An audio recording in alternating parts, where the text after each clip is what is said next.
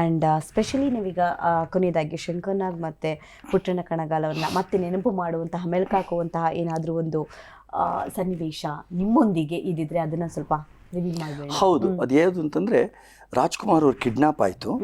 Kidnap ಆದಾಗ ಇಡೀ ಚಿತ್ರರಂಗ ಮುಚ್ಚಿಬಿಟ್ರು. ಓಕೆ. ನಾನು ಯಾವುದೊಂದು ಸಿನಿಮಾ ಮಾಡಬೇಕು ಅಂತ ಕಷ್ಟಪಟ್ಟು ದುಡ್ಡು ಹೊಂದಿಸ್ಕೊಂಡು ಸಿನಿಮಾಗೂ ಎಲ್ಲ ಕೈ ಹಾಕಿ ಅಡ್ವಾನ್ಸ್ಗಳು ಕೊಟ್ಟಿಟ್ಟಿದ್ದೆ. ಬಟ್ ಸಿನಿಮಾ ಶೂಟಿಂಗ್ ನಡೀತಿದ್ದಾಗ ಕೆಲವು ರಾಜ್ಕುಮಾರ್ ಅಭಿಮಾನಿಗಳು ಬಂದು ಶೂಟಿಂಗ್ ನಿಲ್ಲಿಸ್ಬಿಟ್ರು. ಅಣ್ಣ ಅವ್ರು ವಾಪಸ್ ಬರೋವರೆಗೂ you are not suppose to start the shooting ಅಂತ.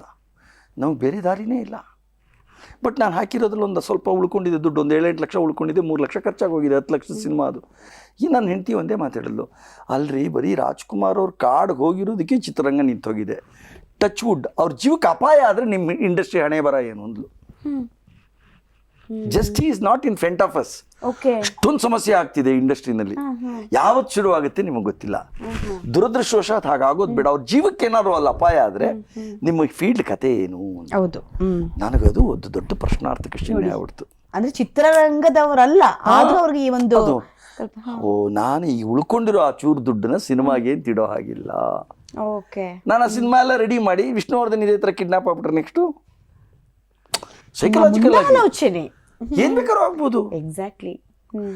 ಇನ್ನು ನಾನು ಉಳಿದಿರೋ ದುಡ್ಡನ್ನು ಚಿತ್ರರಂಗಕ್ಕೆ ಹಾಕಬಾರ್ದು. ಬೇರೆ ಎಲ್ಲಾರು ಹಾಕಿ ನಾನು ಫಸ್ಟ್ ನನ್ನ ಜೀವನ ಸೆಟ್ಲ್ ಮಾಡ್ಕೋಬೇಕು.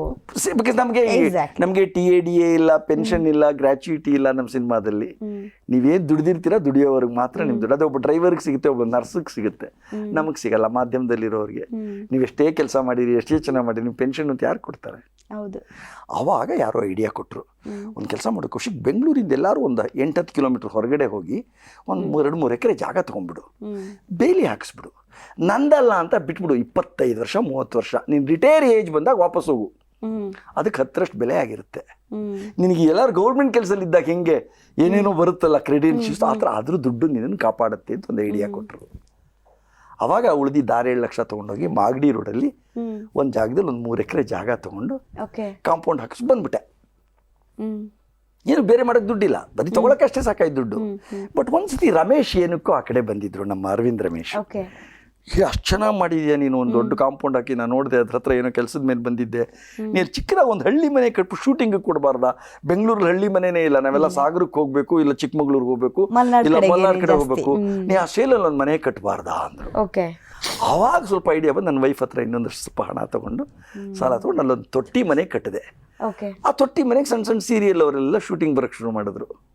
ಬಂದವರು, ಸರ್ ಇಲ್ಲಿ ಹತ್ರದಲ್ಲಿ ಎಲ್ಲರೂ ಪೊಲೀಸ್ ಸ್ಟೇಷನ್ ಇದೆಯಾ ಅನ್ನೋರು, ಅವ್ರು ಕೋಣಂಕುಂಟೆ ತನಕ ಬರಬೇಕು.